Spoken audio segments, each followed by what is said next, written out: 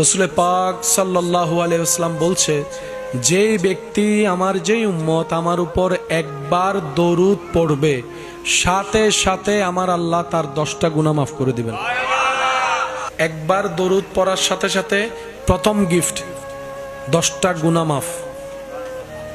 ওই একবার দরুদ পড়ার কারণে দ্বিতীয় নম্বর গিফট, আল্লাহ তাআলা তাকে 10টা মর্যাদা বাড়ায় দিবেন।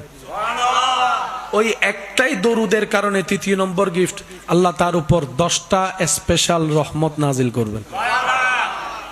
দরুদ কয়বার?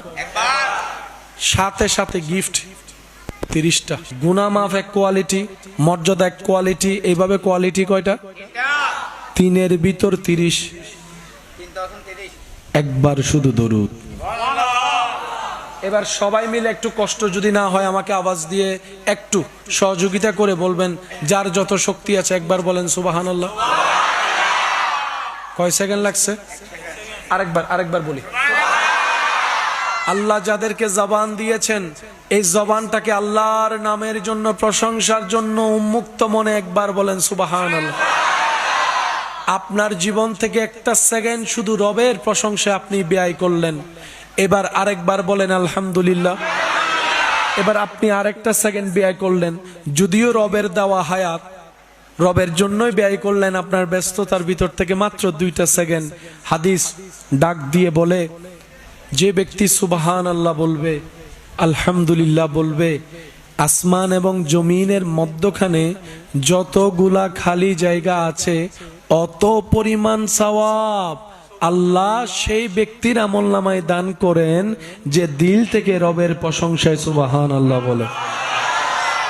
হাসরের মিজান পরিপূর্ণতা লাভ পেয়ে যাবে যদি একবার আলহামদুলিল্লাহ রবের কাছে কবুল হয়ে যায়, সুবহানাল্লাহ কবুল হয়ে যায়, লা ইলাহা ইল্লাল্লাহ কবুল হয়ে যায়। বলেন সুবহান। অল্প পরিশ্রম, বেতন বেশি, যে ধর্মে, এটার নাম ইসলাম। পরিশ্রম কম মানে সোগো লাগে না,